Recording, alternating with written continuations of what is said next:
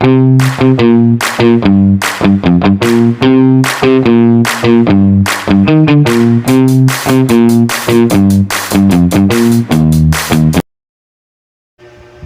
day everyone. So for today's video, I'm going to create our laboratory 1 in integrative programming and technologies. Mini system integration from data to functionality. So my name is Sandrines Miguel. Section B is IT2A. And now I'm going to demonstrate and explain the code and how it works. We have two subsystems, which are subsystem A and B. First, subsystem A, data provider.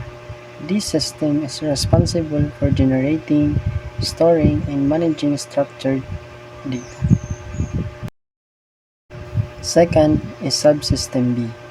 This subsystem is designed to retrieve, process, and present data users.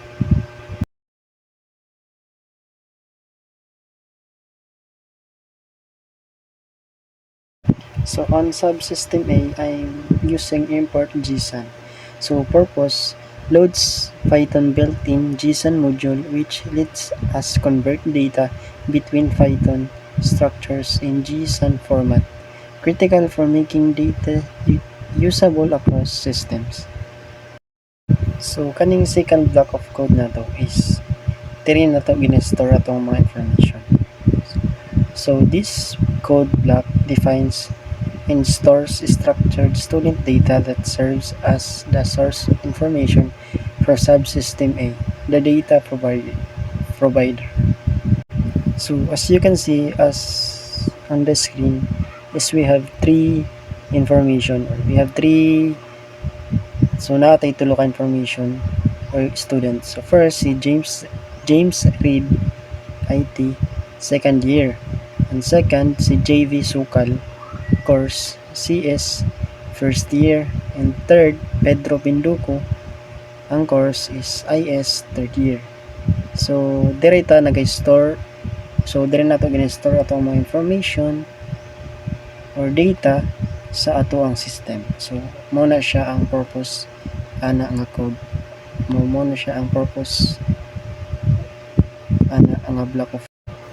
So the third block of code, so purpose to create a student JSON file by converting Python student data into universal JSON format, making it accessible and usable by other system like system B.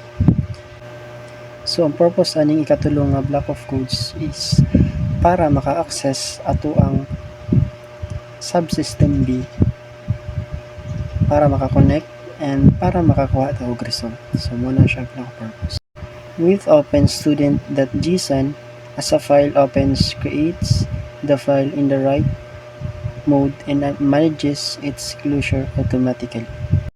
JSON.dump student file and indent equals 4 converts a Python student data to JSON, writes it to the file and formats it for readability. So last is the last block of code for subsystem. So the purpose is to display a clear confirmation message to the user, verifying that the student JSON file that was created without errors. So ang pinaka-purpose ani is para ma-verified na to na accessible na siya ug walay error sa tuwang subsystem A. So last, ato ang run ato ang subsystem A if okay na ba siya, and para ma-access siya or accessible siya sa ato ang subsystem B na himuon. So nag-run siya successfully. This code reads the data from the students.json file created by subsystem A and converts it back into a Python readable format. Its goal is to let subsystem B access and use the structured student information for tasks like display or processing. So diri nga code is ma-access na to ang information or ang data sa subsystem A natong gibuhat or gisulod it because Sa with open nga code, isisulod na to ang file name nga student gsan. So connected siya sa subsystem A na to. So makuha niya ang result or makuha niya og unsa ang naa nga information sa subsystem A. So mo na siya ang purpose ana nga block.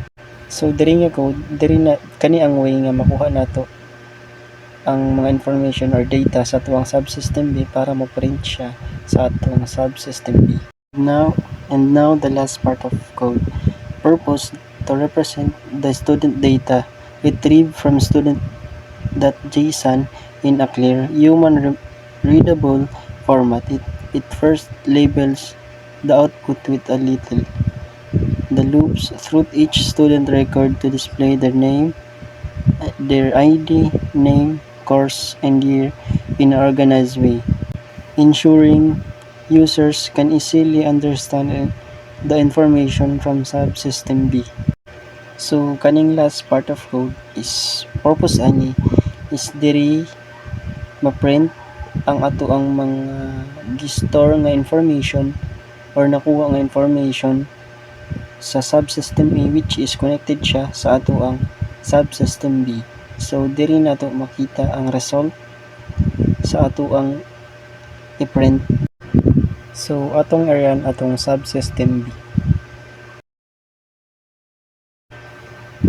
So you can see ang mga information na na-print sa atong subsystem B is gikan sa atong subsystem A which is connected sila.